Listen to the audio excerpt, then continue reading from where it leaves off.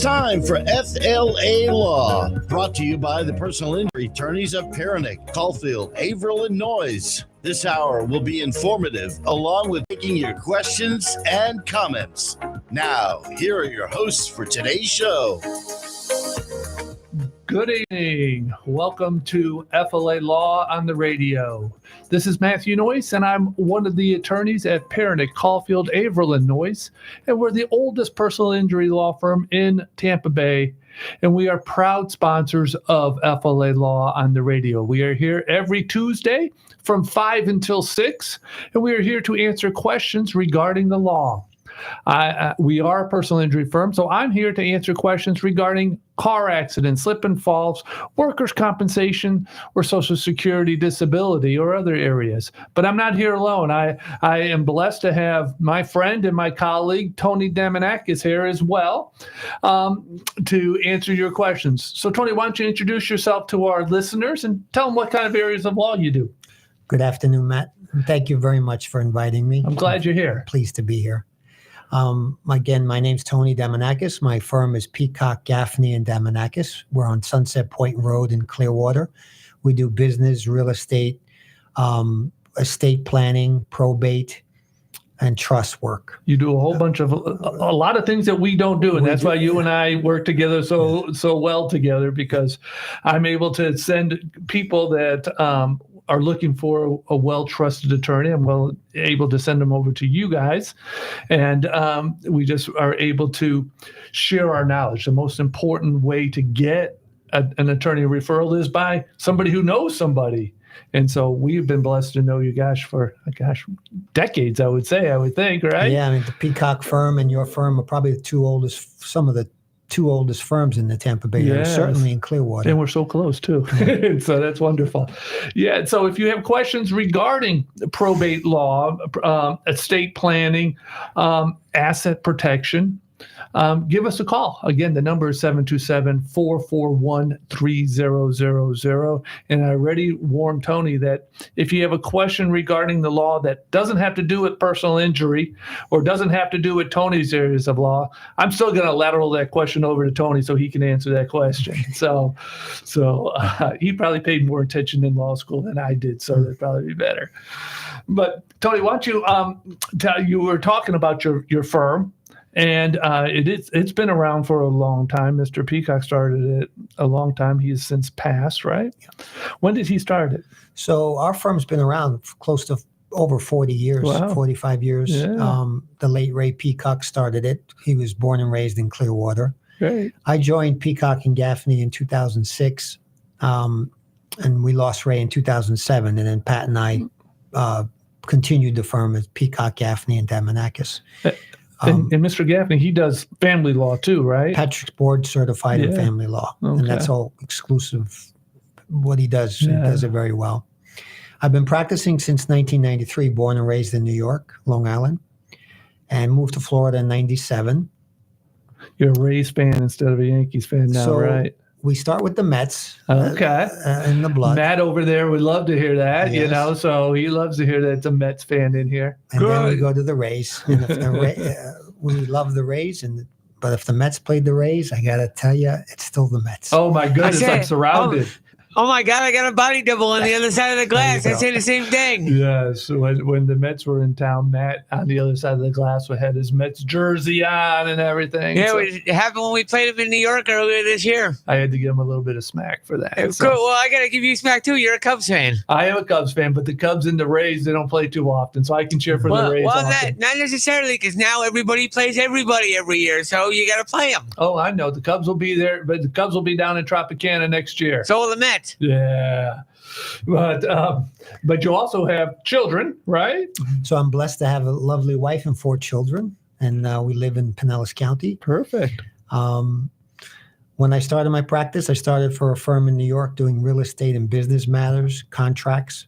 I moved to Florida in 97 to be closer to my dad, who was sick. Okay. And I did some corporate in-house counsel. So I got the business work done from the inside of a corporation to see what it takes and what business needs to operate from a It's legal in the perspective. other side. That's really good. That helps you in your other helping people now. It does, yeah, because, especially for my business clients, how they think, how they need things done fast and cheap, if possible, and effective. You try to treat your clients like as if it were your own business, and you give them that kind of advice. And that's how my reputation is built on good results.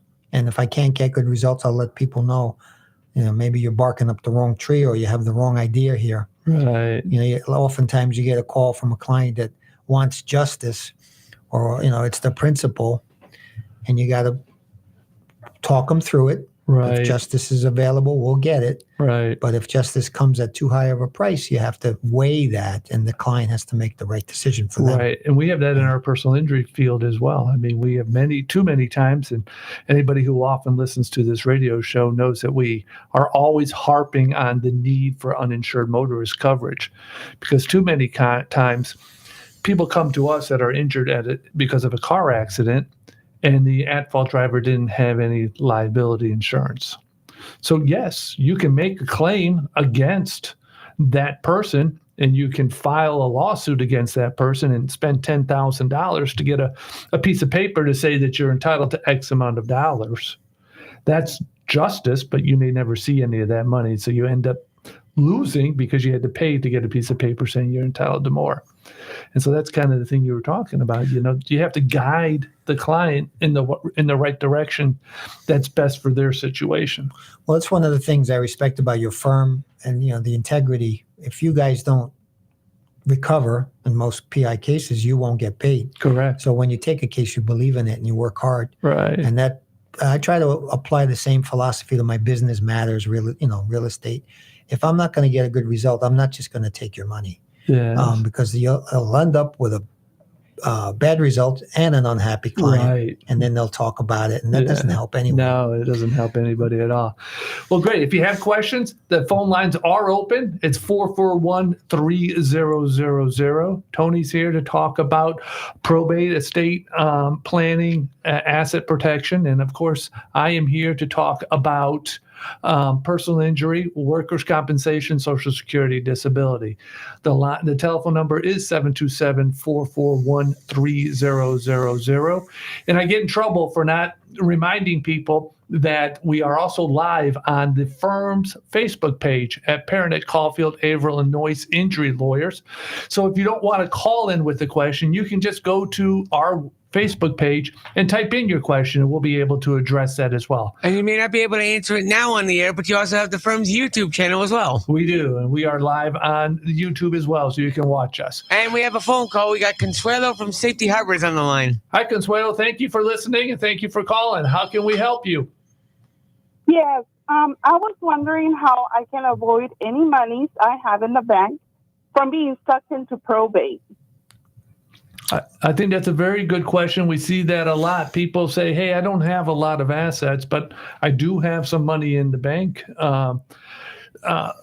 Tony, what can we do in those situations to protect people in those situations where there is money in the bank, but they don't want to get it all tied up in probate? Consuelo, thank you for the call. There's a couple of different things you can do, and everything depends on what your circumstances are and what you want to achieve. The most simple way to handle a bank account is to go to the bank and set up what's called a survivorship status. Different banks call them different names. POD, pay on death status. So, for example, do you have, God forbid, something were to happen to you on the way to Publix? What would be your plan? Do you want to leave it to a husband or a partner or kids? What would be your first thought? To my kids. Okay. So if your kids were over the age 18, you could go to the bank and say, I'd like to set up this account as a survivorship account. And that would mean that, God forbid, you passed away. The kids could go to the bank, show the proof of a death certificate, and that account would be theirs. So that avoids probate. Would the kids have access to that money while while she was alive? No. Okay, that's a good thing. So you want to Okay. be clear with your banker of your intentions. You don't want to just add them to the account. That makes them joint owners. So if you would, let's say your kids are Anthony and Nancy. If you put your Consuelo, Anthony, and Nancy on the account, Anthony or Nancy could walk in and clean out the account. Gotcha. But if they are survivors or pay on death beneficiaries, they will only have access, God forbid you were to die. So that's one easy way to do it. If it's more complicated and you wanted more sophisticated things to happen with your money, for example, you wanted to give some of it to charity, you wanted to give some of it to different folks in the family, you would set up what's called a revocable living trust. That would also avoid probate. You can think of a trust like a box. Anything you put in the box, the trust will control. During your life, you're the trustee, you're in charge of it. And then when you pass, you name a successor trustee, someone to manage the assets you put in that box. And you can have then your directions as to what's to happen with those assets. And then you can go to more sophisticated distributions like, whether it's a charity or whether it's other family members. And that would also avoid probate. So you want to consult with an attorney who knows how to do those kind of documents. And that's just another thought. So those are two quick, easy ways to avoid probate. That's really good because the right of survivorship on the bank account allows the owner to use that money as they see fit without the risk of somebody going in and pulling the account out that could happen if there was a joint ownership. That's exactly right. Oh, that's very interesting. Okay, thank you. What is your phone number where I can call your office? Tony, go right ahead. My phone number is 727-796-7774. And Thank you. Thank you very much. Thank you for listening. Yes, Tony's office is right in Clearwater. He helps people throughout the whole Tampa Bay area. So if you have questions after the show, you can call him at the office during business hours. But for the next 45 minutes, you can call him right now at 441-3000, just like Lee has done. Lee from Newport Richey, thank you for listening. How can we help you? Hi, I had a question regarding a will. I'm a 38-year-old guy, single. I want to make sure that I set this up, and I've been struggling for years coming up with what the first steps are for, making sure my family, my brother and his wife and their kids can, make sure everything goes properly how it's supposed to for finances. I don't want to leave them holding the bag of questions. Part of my struggle with this is I'm a collector. So constantly I'm adding to, I guess you could say, my vested interest in these items. But how do I handle something like that? How do I put in, hey, here are these collectible items. Here's this. How do I even begin this process? That's a very good question. One of my favorite shows on TV is American Pickers. And so I know all about collectors and maybe a different type of collecting. But Lee, that's a very good question. And I'm so glad that Tony Damanakis is here tonight because I know that's right up his alley. So Tony, what advice would you give to Lee? So Lee, thank you very much for your call. I want to step back and give you a general context first and then get into your specific question. So people often say, what happens if I don't have a will? So what will happen if you don't have a will is the misconception is, oh, will the state take my stuff or will I lose it? No. The state of Florida will give you a will, and that's called intestacy. And it'll basically be like a family tree. So are you single or married? Single. Okay. So in your case, if you, God forbid, were to die without a will, the state of Florida says, well, then it would go to if you had any kids, it would go to your kids. If you didn't have kids, it would go to your siblings. If you didn't have siblings, it'd go to your parents. If you didn't have parents alive at the time of your demise, it'd go to aunts, uncles, cousins, etc. There's a whole family tree structure set up in the intestate law. So you're smart to say, well, since you have a sophisticated plan and you have quite a few things to take care of in your collections, in addition to your assets. Well, it's better to do what you want, right? Rather than have the state of Florida tell you how it's going to go. Right. So it's really not rocket science. You would sit down and say, I want, first of all, have an accurate inventory of your collections, and then start to say, okay, this item will go to this person. This item will go to this person. What kinds of things do you like to collect? Memorabilia, just things here and there, but it's quite a sizable amount to the point where I realize it's an asset unto itself. It's really almost equal to a car or any kind of massive, account. So I start to realize, like, as I add to this, if I were to do a will, would that continue to evolve with additions to the collection? Not every time I buy something, am I adding it to the will, or I'm so curious as how that would work. So that's a great question, because one of the unique things about Florida law is you can do a will, and you'll say, the broad strokes. When I die, you want X, Y, and Z to have these things. But as time goes on, like you said, you might add to the collection, or you might get different ideas about who should get what. So one of your friends or family members might have expressed a great interest in some of the memorabilia that you might have. And you say, 6 years after your will or 6 months after the will, rather than go back to a lawyer and spend more money on another will, you could do what's called a separate writing. And a separate writing in Florida allows you to make a list of items, write down who you'd like to have it, and so long as you sign it and leave it with your will, Florida will incorporate that as part of your will. Is that list of tangible items? Is that what it needs to be?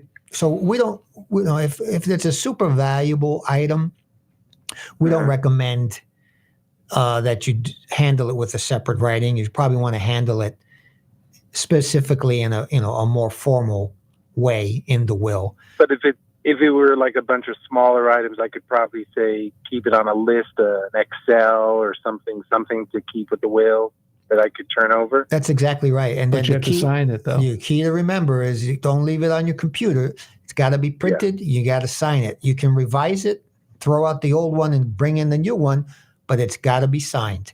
And it's got to be, believe it or not, practical advice. You got to leave it where people know where to find it. Right. Because if no one finds it, it won't be recognized. But it's a neat way, especially for someone in your circumstances, to account for the volume of what you might have many, tangible items like that. And Lee could give, if he has a whole bunch of collectibles, he can say, I want this, and this to go to my cousin, this to go to my brother, this to go to my sister, and all the rest to go to somebody else, right? Yeah, great point. Okay. You can simplify things by saying everything else can go, or everything else can be sold and the proceeds distributed XYZ. Fantastic. I appreciate answering that for me. I was curious on how that works. No, Lee, that's a very good question. And people sometimes are too hesitant because they don't know what to do. They don't know where to start. Then they fail to plan. And then the family has to deal with that afterwards. So it's good for you that you're thinking about that now. Yeah, these things can sometimes seem overwhelming, but it's good to get the proper advice. And it's, a lot of people like to avoid the discussion of death and what happens after you die, but it's going to happen. You think? So that's over here. So Lee, thank you for listening, and I hope that was helpful to you. Appreciate it. Thank you, and I'll take down the number to call. I appreciate it. Thank you, Lee. Tony, why don't you give your number just one more time? 727-796-7774. Perfect. And Lee could do what you were just talking about. You can do that in a will, correct? Yeah. But you can also do it in a trust. Correct. Okay. Can you tell our listeners the difference between the trust and the will? Thanks, Matt. So when you prepare a will, it's a statement that's signed in the presence of two witnesses and a notary. And the witnesses you are asked some questions so that the witnesses can confirm that you know what you're signing, that you have your faculties, and that no one's forcing you to do this against your own free will. Those are three very important components which will prevent anyone from challenging the will. So you go to an office, typically a law office, and I really recommend you get the proper legal advice as opposed to online forums. Google Esquire just doesn't do the trick. Google can drop the ball sometimes, Yes. right? So assuming you do a valid will and it's formally executed, that document needs to go through what's called probate. And probate is the official process where it's filed with the court, and the court recognizes the will as valid and gives the personal representative, the person who's named responsible to get it done, authority to get it done. That probate process has a cost, and there's a statutory formula for fees. Typically, probate can cost 3% of the value of the assets. So if you have a $100,000 house that needs to be probated, you could see probate costs of about $3,000 plus cost. So folks say, well, how do I avoid probate? How do I avoid the probate cost? That's the trust that Matt's touching upon. Revocable trust will work the same way that a will does. You have an opportunity to write down what you want done when you go. It's like a box. You create the document. But it's a much more complicated and long. A will can be 3 or 4 pages. A trust can be 20 to 30 pages. But what it does is, during your life, you are the creator of the trust, but you're also the trustee. So you continue to do whatever it is you need to do with your assets. And then you set forth in the trust, this is what I want to happen when I die, just like you would in a will. The key difference is, in the trust, you don't go to probate. So it saves you that 3%. You avoid the 3%. Right. So, obvious question that I get from my client, well, why doesn't everybody do a trust? Well, a trust is more expensive up front. Okay. A will is a lot cheaper up front, but the probate cost comes on the back end. Trust is more expensive up front, but the savings come on the back end. So some folks say, oh, I don't worry about the cost on the back end. I'm gone. So we'll let the kids worry about that. Right. And some folks say, well, no, I don't want my kids to have that probate cost. I will take care of it now. Right. That's a personal decision based on your personal circumstances and philosophy.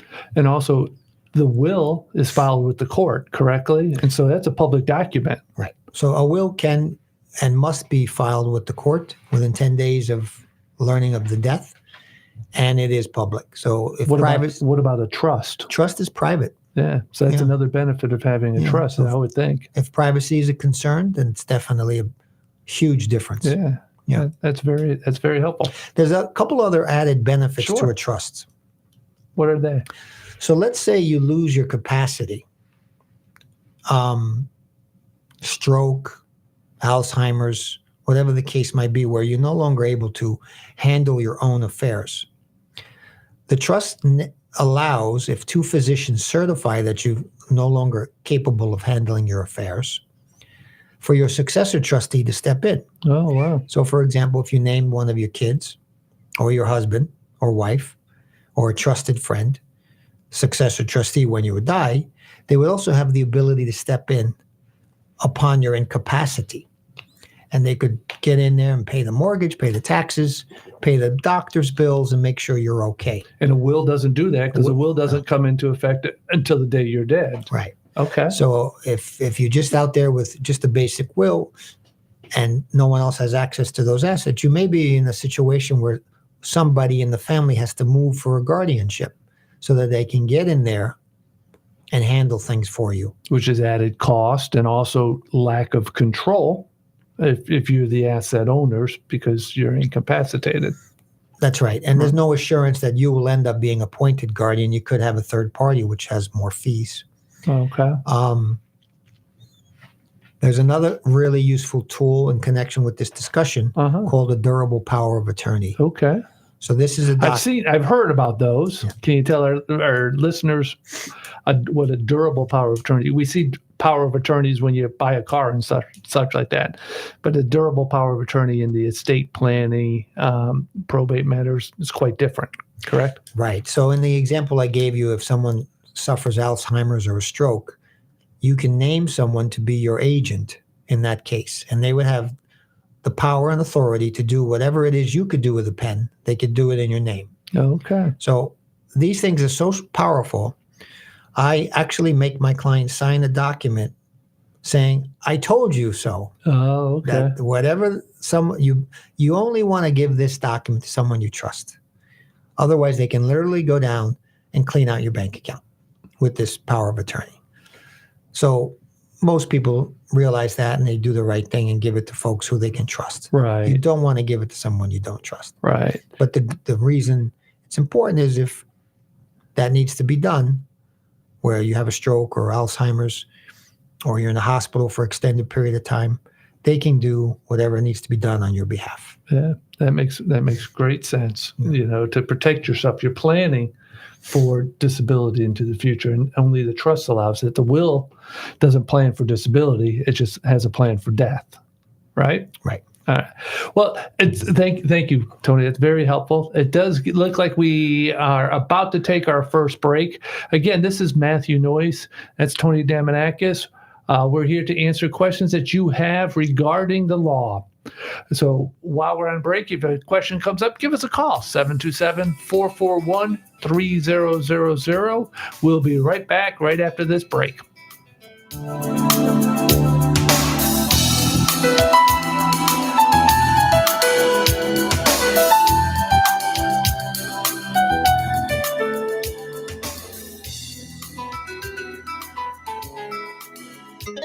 This is the Tan Talk Radio Network. In 1955, the law firm now known as Perenich, Caulfield, Avril, and Noyes made a decision. Instead of taking whatever cases came through their doors, they decided to focus specifically on personal injury. 64 years later, the law firm is one of Clearwater's longest-running personal injury firms. Available 24 hours a day with offices in Clearwater and throughout Tampa Bay, they're ready to put decades of experience to work for you if you or a loved one has been injured in a car accident or injured due to someone's negligence or recklessness. If you feel overwhelmed, uncertain, or unsure about your next steps after being involved in an accident or after a loved one sustained serious injuries due to someone else's negligence, call Perenich, Caulfield, Avril, and Noyes at 727-796-8282 or online at usalaw.com. That's 727-796-8282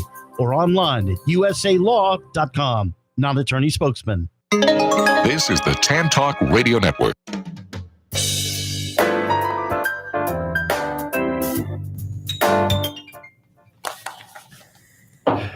Welcome back to FLA Law on the Radio. This is Matthew Noyes. I'm one of the attorneys at Perenich, Caulfield, Avril, and Noyes, the proud sponsors of this show.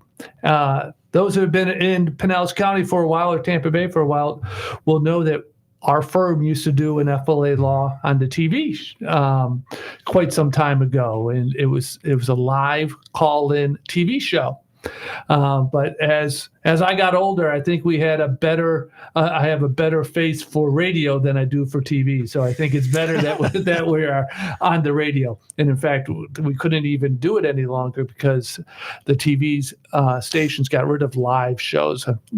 I'm dating the show because it used to be on Channel 9 before Bay News 9 was even on Channel 9. So FLA Law on the Radio is an opportunity for us to answer any questions that you have regarding the law.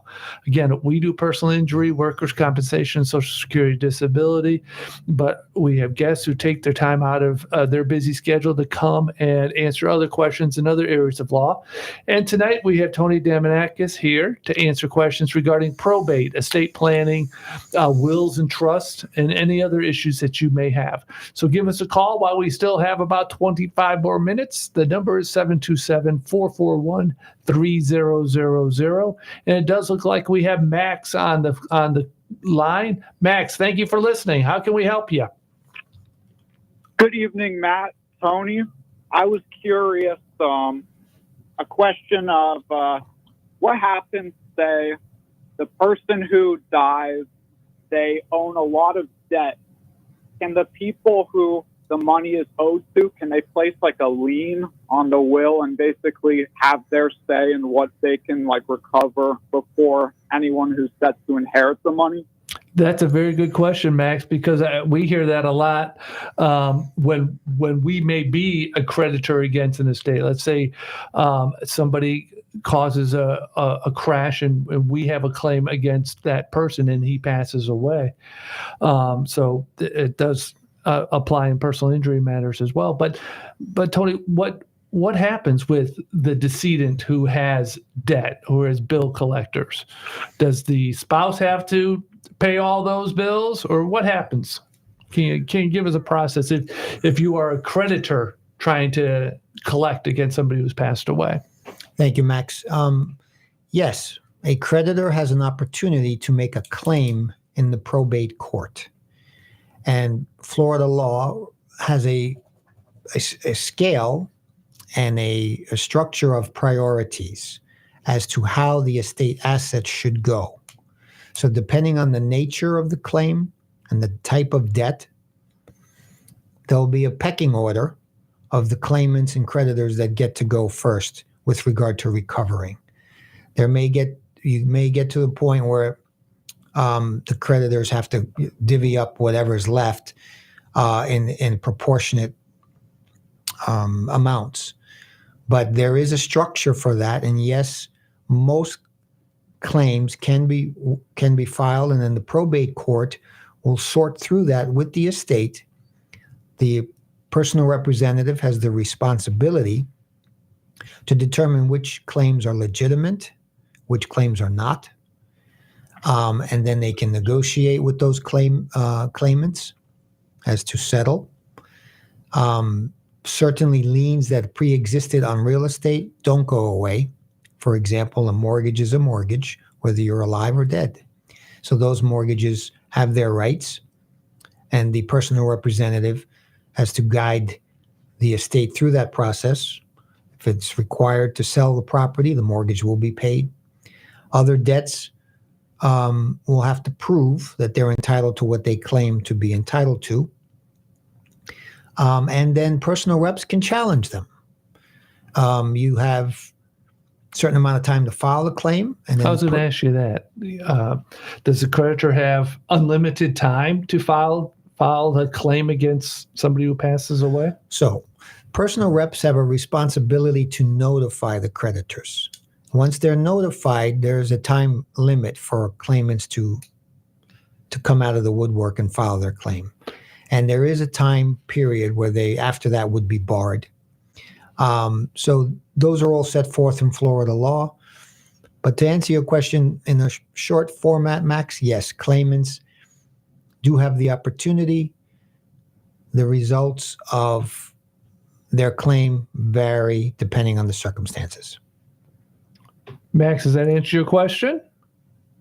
It does. Thank you very much, Tony. You're welcome, sir. Thank you, Max, for listening. It does free up a line, so if you have a question, give us a call at 727-796-8282. I'm sorry, that's our office number. That's what happens when I try to go off memory. I was going to say, we don't want people calling the office line trying to call into the radio show now. I was just saying if people were listening. The studio number is 727-441-3000. And I apologize to our receptionist who may be getting calls right now. But no, the studio line is 727-441-3000. So give us a call if you do have any questions regarding probate or personal injury. So I guess the question that I have... Actually, we do have somebody, and before you get to that, we do have somebody who's been waiting on hold for a couple of minutes. Cindy, I don't see that on my thing here. Yeah, but that's okay. Cindy from Palm Harbor is on the line. Cindy, you there? There she is. Cindy. Yes, I'm here. Hi, Cindy. Thank you for holding. Thank you for listening. How can we help you? I have a quick question. You probably get this a lot, but I have a girlfriend that she lost her grandmother recently and unfortunately did not have a will. What happens in that instance, going forward after her death, What state was that, Cindy? What state did she pass?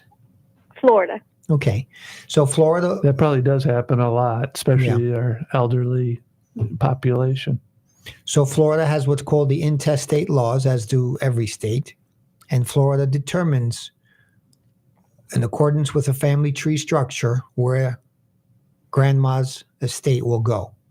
So if she was married, the husband will have priority. If she wasn't widowed, and then her kids get in line, and right down the line of the family tree.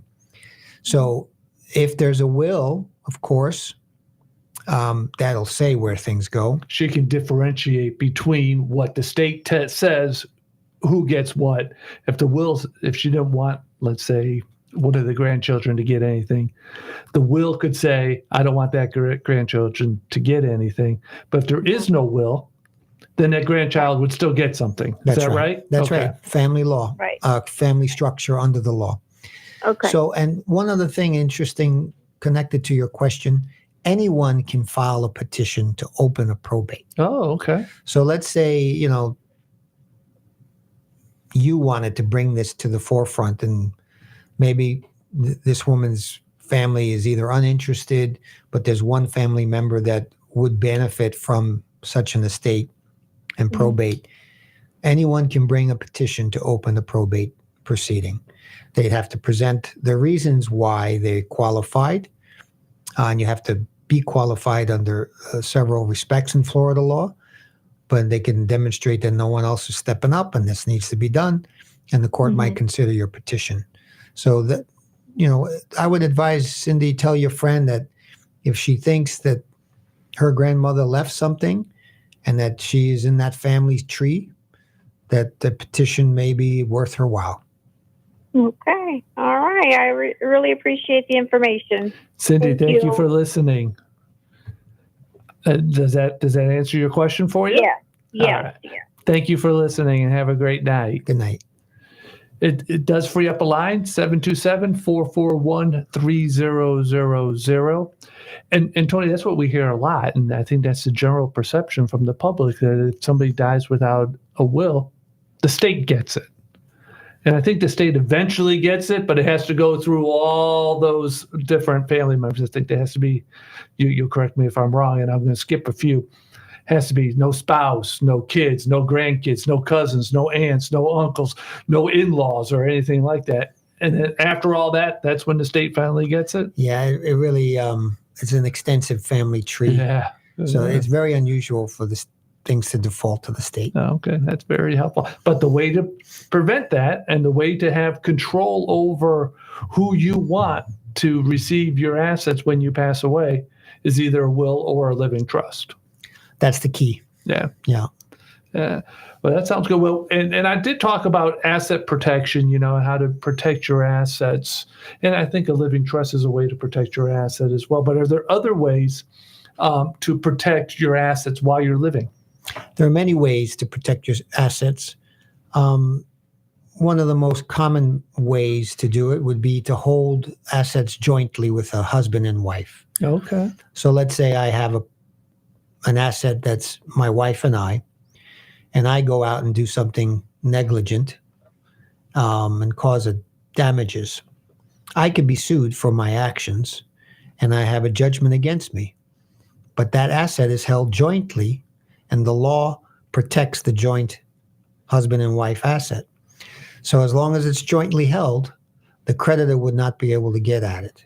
Now, if I were to pass, then it goes automatically to my wife, and that creditor would never be able to get at it. Oh, okay. The downside to that is, God forbid my wife were to go first, and it's in my name only, then the creditor can get at it. So for 100%, because now you own it 100%. Right. No, that makes sense. It's not foolproof in every situation, but it's certainly, in some circumstances, a very good tool. Good. Another thing we tell folks to do is create an LLC, a limited liability company. Okay, how would that help? So you can hold property, for example, in the name of an LLC. And if there were an accident or a tragic fire and someone would get very hurt on the property and the insurance would be inadequate, the owner of that property is going to get sued. So you can, if you're holding it in your individual name, the creditor can sue you individually and go after all your individual assets. That property as an asset, they could force you to liquidate that asset if you owned it if it was in your name only. Yep. Okay. And so what does an LLC do? The LLC will, own that property, and if there's a terrible lawsuit, the LLC could be liable as the owner of that property only. So it would have to also liquidate, but the buck stops there. They couldn't go further and go after other things that you own. Okay. It would limit the liability to the value of that property. Okay. Now, of course, asset protection, I'd be remiss to not mention insurance. Insurance is a really important thing. It's become crazily expensive in this state now, but it nevertheless does a really good job of the first line of defense. Sure. So certainly with any real estate, you need insurance. Right. If you have multiple assets, I always tell folks, have an umbrella policy. And umbrella policies are so much more reasonable in cost than people would think. Yeah, they really are. Yeah. And that's what we talk about in our auto cases. I mean, insurance. That's what we do. We bring claims against insurance companies all the time, and that's because people are smart enough to purchase the insurance to protect them should they cause a crash. But the same way, the insurance can protect them should they be injured because somebody caused a crash that didn't have insurance, and that's where that underinsured motorist coverage comes into play. How important that is that uninsured motorist coverage will stand in the shoes of the at-fault person. And then the umbrella, if you had umbrella underinsured motorist coverage, that protects you and your family even more. So insurance is so important to protect you and your family from any losses. So there's another neat tool called an enhanced life estate, or otherwise known as a ladybird deed. Okay. This is very useful for property. And what you can do is you can give yourself what's called a life estate. That means as long as you're alive and you choose to live in the house, you can live there. And when you pass, you name a beneficiary, a remainder man. Oh my goodness, this is flashbacks from real estate in law school. And that person or persons will get the property with a step up in basis at the time of your death. Okay. What that does is, let's say you have a couple of these properties and you get sued. All you own in that property is a life estate. There's not much value there for the creditor to get at. I see. And when your beneficiaries inherit it upon your death, that claim against you is not available with regard to that real estate. Because your interest passed away when you passed away. Yeah. Oh, that's very interesting. So it's there's a lot to it. You do that with real estate. But real estate. Ladybird deed, or more formally called an enhanced life estate deed. Oh, very and when you do it with your homestead, you can actually keep your homestead protection. Okay. Do the life estate. And it takes it out of probate because when you die, it's automatically going to go to whoever you name. Okay. So it kills two birds with one stone, protects the asset and keeps it out of avoids probate. Very interesting. There's some things to be mindful of. Your banks might not want to see that because they want to keep your name on the title the way they lent the money. Okay. So you just need to be mindful. If there's a mortgage on it, we have to check the mortgage documents and clear with the lender. But it's a really interesting tool. Well, that's very interesting. Yeah. We do have about 10 minutes left in this week's episode of FLA Law on the Radio. We are live, and we are here to answer questions you have regarding the law. Matthew Noyes here, answering questions regarding personal injury, workers' compensation, car accidents, car insurance, Social Security disability, and Tony Damanakis has taken his time out tonight to talk about probate, estates, wills, trust, asset protection, and such like that. So again, Tony, thank you very much for taking some time out of your busy schedule to 4 kids and a wife and a law practice to run. So you stay quite busy. So thank you very much for taking time. My pleasure. And I always try to throw baseball into it. I know we kind of threw the Mets into this week's, but I'm also going to throw in a little more baseball because Tony and I have seen each other outside of the courtroom and outside of the law offices in years past as well.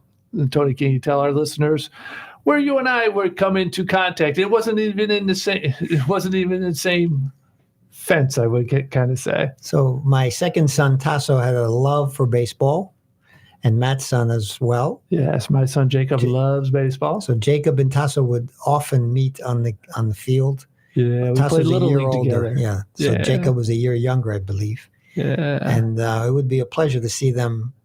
We played quite a bit. It was fun. Yeah, we were Largo Little League. You guys were Safety Harbor. Yeah, Safety. And I think you guys beat us every time too. But I don't know about every time. But it was close. It was fun. So it was always cool, I would coach first base, and so I would see Tony going out there and coaching base here or there as well once in a while. And so it was always good to see a good man on the other side of the field as well. So it's a great opportunity to sneak away from the practice of law in order to be involved with the kids and such like that. And so good job. I appreciate seeing you out during that. My son is unfortunately or fortunately moved on to USF. And so I'm not on the baseball field anymore, right. But I'm on the soccer field now. My youngest son, Christopher. Okay. Yeah.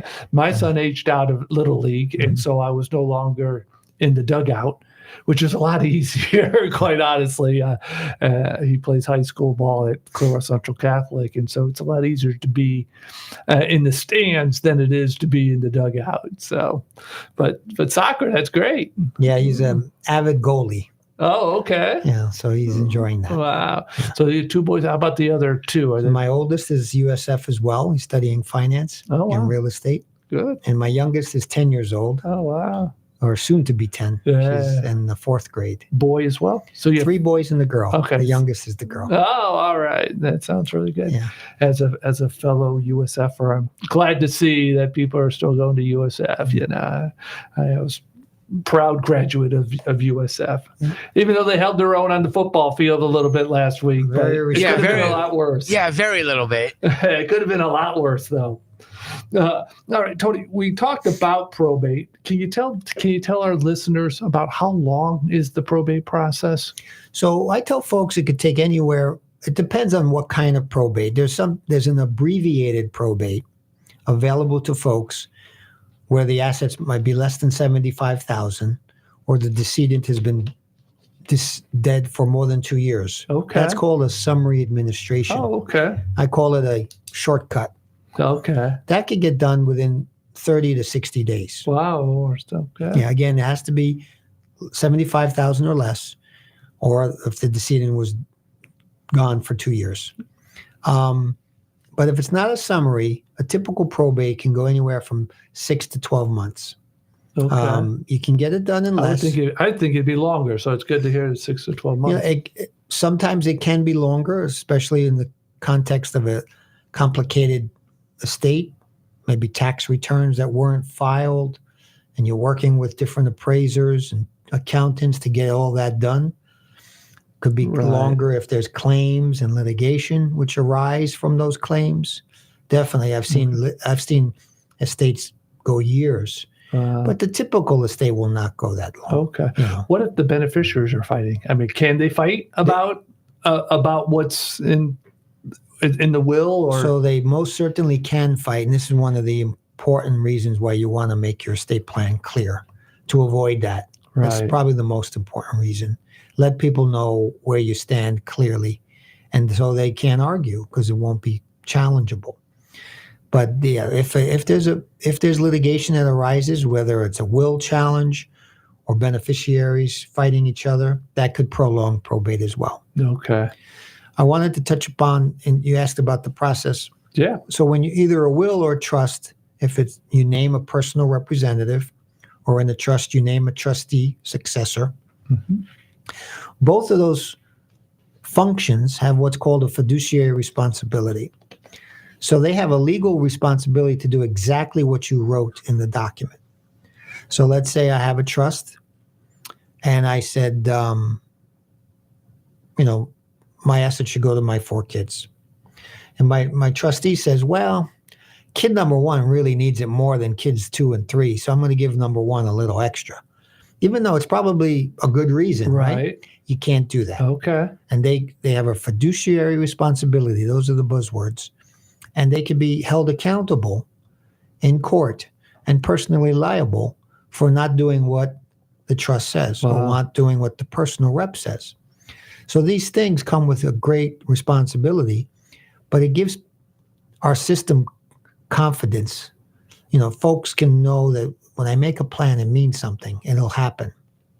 No, that makes sense. Yeah. I mean, because the trustee, you're picking a trustee because you trust them, hence the trustee. Hence the name. But you also want to make sure that the trustee follows your wishes and not their own personal wishes. So that's what you got to think about as well, I guess, when you're trying to decide who's going to be the trustee, is to make sure that they know that whatever's on the paper, whatever your wishes are, that they're going to be followed.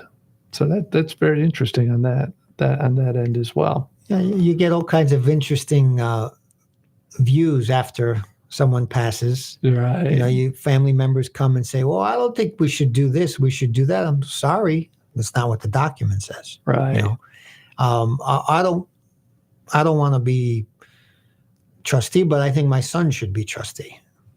He's more capable. No, you're either the trustee or the court will tell you who the trustee is. Okay. It's not up to you.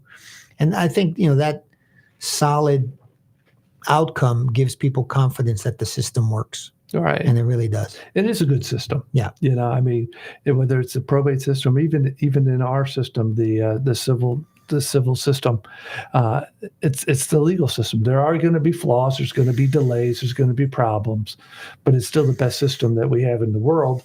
And especially in the probate area, it's an opportunity to plan to utilize the system best for your wishes and for your family's wishes. Is that fair to say? It is. Yeah. It's Can a person do this all by themselves? Can they go through probate by themselves without an attorney? Well, they can't, but can the family go through probate by themselves? You can't. You have to have an attorney in the probate court. And it's smart to have an attorney because a lot of it's statutory and such like that. And the personal representative is required to have an attorney as well? They are. The attorney who opens the estate can serve both functions. Okay. Yeah. So you don't need 2 lawyers to do the probate. One can do it. All right.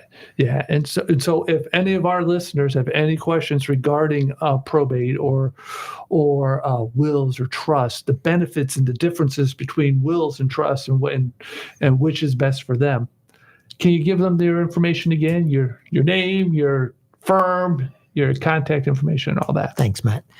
Tony Damanakis, Peacock, Gaffney, and Damanakis, Clearwater, Florida, 727-796-7774. You have a website?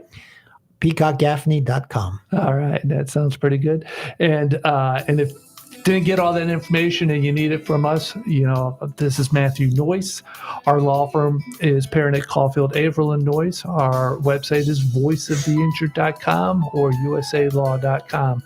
But I can hear the music. That means we're wrapping up. Tony, thank you again very much for taking time to answer the questions. Thank you, Matt. Have a good night. All right. Listeners, thank you for listening. We wish you the very best. We'll talk to you next week. But in the meantime, drive safely and watch out for those who don't. Good night.